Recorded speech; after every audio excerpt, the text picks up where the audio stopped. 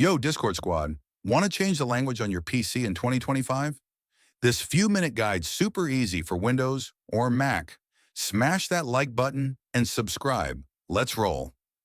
Step 1. Open the Discord app on your PC.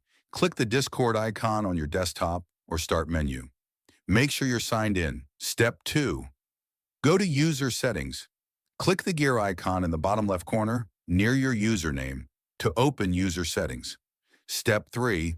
Find Language Settings. In the sidebar, click Language or App Language under the App Settings section. Pick your language.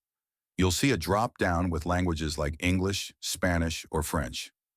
Click the one you want and hit Save Changes. Check it out. The app will refresh, and boom, everything's in your new language. Head to your servers or DMS to see it in action. That's it. You're a Discord pro. Like, subscribe, and drop your favorite Discord server type in the comments. Peace out and keep chatting.